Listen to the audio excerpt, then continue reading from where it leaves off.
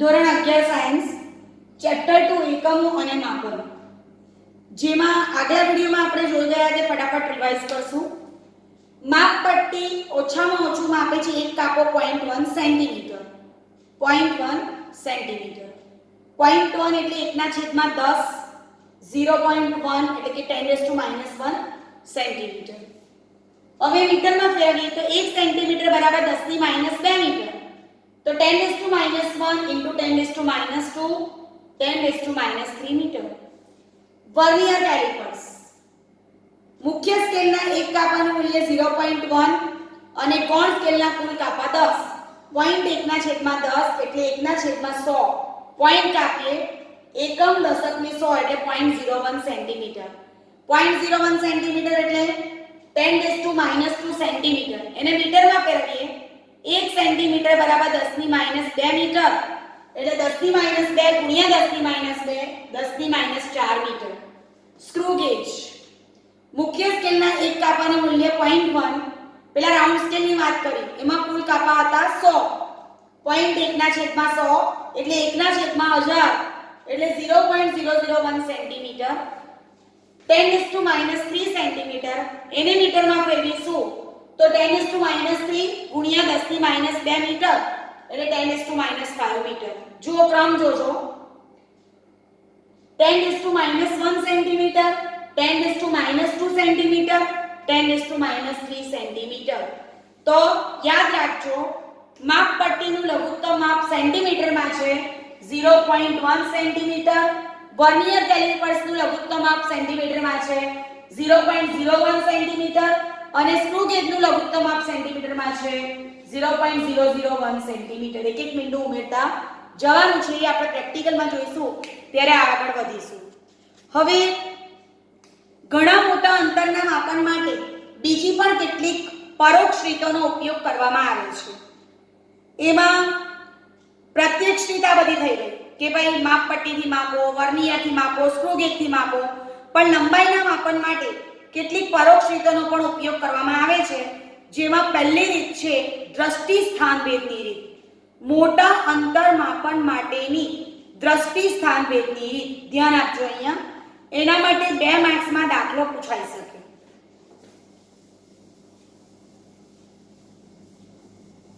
આમ તો 2 માર્ક્સમાં એ લોકો થિયરી પણ તમને પૂછી શકે.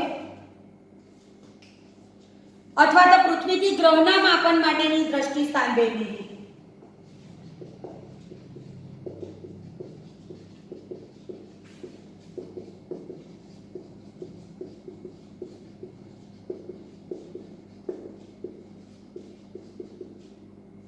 બીજો વાક્ય હું લખી શકું પૃથ્વીથી ગ્રહના અંતર માપન માટે. પૃથ્વીથી ગ્રહનું અંતર ઘણું મોટું હોય ત્યારે કઈ રીત વપરાય?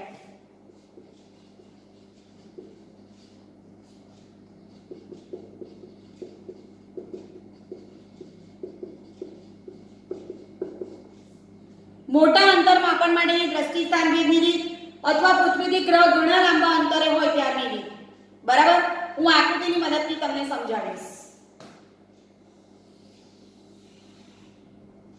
આ પૃથ્વી છે, આ એનો વ્યાસ. પૃથ્વીના કેન્દ્રને હું કહીશ E ફોર અર્થ. એના વ્યાસાંતે આવેલા બે બિંદુ લઈશ A અને B. ધારો કે પૃથ્વીનો વ્યાસ છે સ્મોલ b. આ સ્મોલ b પૃથ્વીનો વ્યાસ. હવે ધારો કે કોઈ એક ગ્રહ છે જે અહીંયા છે. ગ્રહ એટલે P, પ્લેનેટ. પૃથ્વી ગોળ છે, લગભગ ગોળ એટલે આમ તો આપણને ખબર છે કે સંપૂર્ણ ગોળ નથી. એના વ્યાસાંતે આવેલા બે બિંદુ પર બે વ્યક્તિ ઊભા રહે અને પછી બંને એક જ સાથે પેલા ગ્રહને જુએ તો એક રાઉન્ડના વ્યાસાંતે એટલે અહીંયા ને અહીંયા બે વ્યક્તિ ઊભા રહે અને એક સાથે પેલા ગ્રહનું અવલોકન કરે તો સ્વાભાવિક છે કે એની અવલોકન દિશા આવી બને. આ અવલોકન દિશા વચ્ચેનો ખૂણો આપણે ધરીશું. ધારો કે d છે. થીટા પણ લેવાય, થીટા ઓર d. ધારો કે પૃથ્વીથી ગ્રહનું અંતર કેપિટલ ડી છે.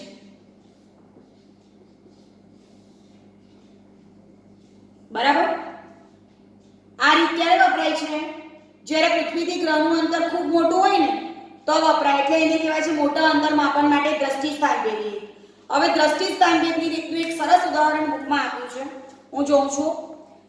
જ્યારે તમે એક પેન્સિલને તમારી આંખ સામે રાખી તેની પૃષ્ઠભૂમિ પર કોઈ બિંદુની સાપેક્ષે પેન્સિલ ડાબી આંખ એ વડે જુઓ ત્યારબાદ, એટલે જુઓ આ મારી પાસે પેન છે, આ પેનને હું જોઉં છું. પહેલા હું ડાબી આંખ બંધ કરીને જોઉં છું એટલે મારી અવલોકન દિશા આ બનશે. પછી હું એને જમણી આંખ બંધ કરીને જોઉં છું એક પેન્સિલને એક જગ્યાએ તો મારી અવલોકન દિશા આ બનશે. સ્વાભાવિક છે કે વસ્તુનું સ્થાન અને મારી નજર વચ્ચે કંઈ ભેદ રહી જાય છે. એક વખતમાં ડાબી આંખ બંધ રાખી, બીજી વખતમાં જમણી આંખ બંધ રાખી એટલે બે અવલોકન દિશા રચાય ને. તો આ વખતે આપણી દ્રષ્ટિ અને વસ્તુની જગ્યા વચ્ચે કંઈ ભેદ રહી જાય છે અને આપણે કહીશું દ્રષ્ટિ સ્થાન ભેદ. દ્રષ્ટિ અને સ્થાન વચ્ચેનો રહી ગયેલો ભેદ. બંને કિસ્સામાં પેન્સિલનું સ્થાન બદલાય છે. એક આમ જાય બીજું આમ જાય તેને કહીશું આપણે દ્રષ્ટિ સ્થાન ભેદ. બે અવલોકન સ્થાન એ અને બી વચ્ચેના અંતરને શું કહીશું? બેઝિસ. બેઝિસ એટલે કે પાયો. બરાબર? ધ્યાન રાખજો. આકૃતિમાં ઈ એ પૃથ્વીનું કેન્દ્ર છે અને એ અને બી એ પૃથ્વીના વ્યાસાંતે આવેલા બે સ્થળો છે. આકૃતિમાં દર્શાવ્યા પ્રમાણે AB સ્મોલ b બરાબર પૃથ્વીનો વ્યાસ. હું લખી દઉં છું અહીંયા પૃથ્વીનો વ્યાસ. આકૃતિમાં દર્શાવ્યા પ્રમાણે પૃથ્વીના વ્યાસાંતે આવેલા A અને B સ્થળ પરથી એક સાથે ગ્રહ P નું અવલોકન કરવામાં આવે છે. એટલે આ પણ જુએ ને આ પણ જુએ, બંને જુએ એટલે બે અવલોકન દિશા રચાય. અવલોકન દિશાઓ ધારો કે AP અને DP છે. આકૃતિમાં દર્શાવ્યા પ્રમાણે AP અને DP વચ્ચેનો ખૂણો ધારો કે કેપિટલ D છે અથવા તો થીટા છે. તો અવલોકન દિશાઓ વચ્ચેનો ખૂણો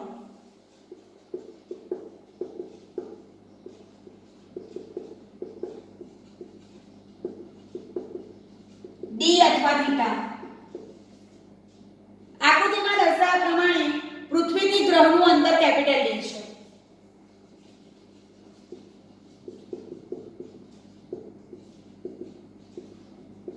એટલે કોઈ દાખલામાં આપણને પૃથ્વીનો વ્યાસ પૂછે તો આપણે b ને સૂત્ર કરતા બનાવવાનું. પૃથ્વીથી ગ્રહનું અંતર પૂછે તો કેપિટલ D ને સૂત્ર કરતા બનાવવાનું અને ખૂણો પૂછે તો થીટા ને સૂત્ર કરતા બનાવીશું. બરાબર? હવે વસ્તુ વિચારીએ આપણે. પૃથ્વીના વ્યાસની સરખામણીમાં ધ્યાન આપજો. આ પૃથ્વીનો વ્યાસ. પૃથ્વીના વ્યાસની સરખામણીમાં પૃથ્વીથી ગ્રહનું અંતર ખૂબ જ મોટું હોય એટલે પૃથ્વીનો વ્યાસ નાનો પણ આ ગ્રહ ગણે દૂર તો શું થશે? આ ખૂણો થીટા અત્યંત નાનો મળે છે. જો પૃથ્વીના વ્યાસની સરખામણીમાં પૃથ્વીથી ગ્રહનું અંતર ઘણું વધારે હોય તો અવલોકન દિશા વચ્ચેનો ખૂણો ખૂબ જ નાનો મળે છે. બરાબર? ચાલો હવે તમે સૌ જાણો છો રેડિયનમાં ખૂણો બરાબર ચાપ છેદમાં ત્રિજ્યા.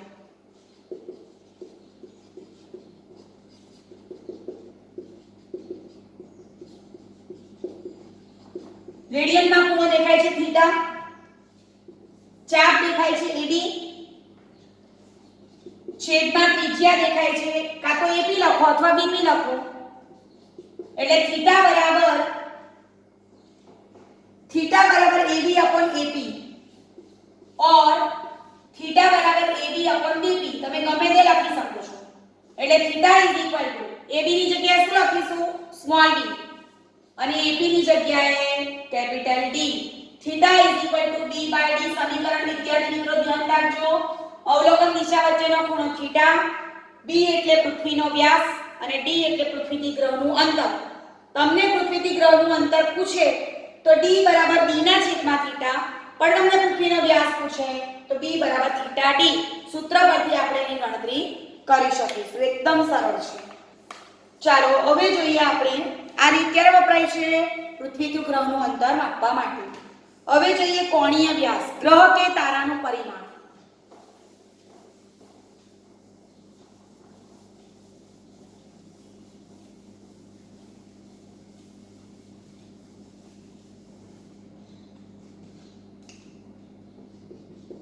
ગ્રહ કે તારાનું પરિમાણ.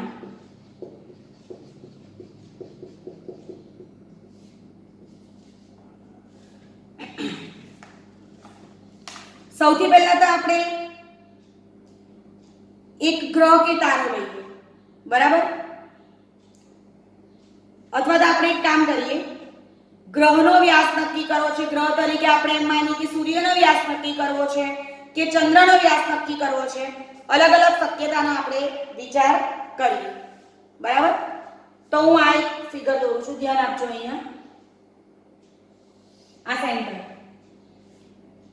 બરાબર? હવે ધારો કે અહીંયા અવલોકન સ્થાન છે, આ એક રાઉન્ડ દોરું છું. આ ગ્રહ કે તારો છે જેનો વ્યાસ છે સ્મોલ બી નહીં, સ્મોલ ડી. આ સ્મોલ ડી એટલે એના વ્યાસાંતરે આ બે સ્થળ હશે. તો આ બે સ્થળ શું કરશે? આ પૃથ્વી છે, પૃથ્વી એટલે ઈ. આ ગ્રહ કે તારો છે એટલે અવકાશીય પદાર્થ છે. આ એના વ્યાસાંતરે આવેલા બે સ્થળ છે. સ્વાભાવિક છે કે એ બે સ્થળ પૃથ્વી પરના કોઈ એક સ્થાને ચોક્કસ ખૂણો રચશે. આ જે ખૂણો છે કે આલ્ફા છે અને આલ્ફાને આપણે કહીશું કોણીય વ્યાસ, બરાબર છે? વ્યાખ્યા હું પ્રમાણે કહીશ. ગ્રહના વ્યાસ વડે પૃથ્વી પરના કોઈ અવલોકન સ્થળે રચાતો ખૂણો. સ્વાભાવિક છે આ ગ્રહનો વ્યાસ છે ડી, એના વડે પૃથ્વી પરનું કોઈ એક અવલોકન સ્થળ.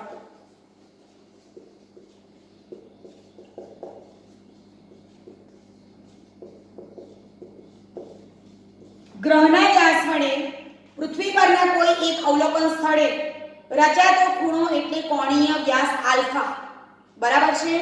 આકૃતિમાં સ્મોલ ડી એ ગ્રહ કે તારાનો વ્યાસ દર્શાવ્યો છે જેના અંત્ય બિંદુઓ અનુક્રમે સી અને ડી છે. આ સી અને D is equal to small D વડે પૃથ્વી પરના કોઈ એક સ્થળ પી પાસે આલ્ફા જેટલો ખૂણો આંતરાય છે. આલ્ફાને કહીશું કોણીય વ્યાસ. રેડિયનમાં ખૂણો બરાબર ચાપ છેદમાં ત્રિજ્યા.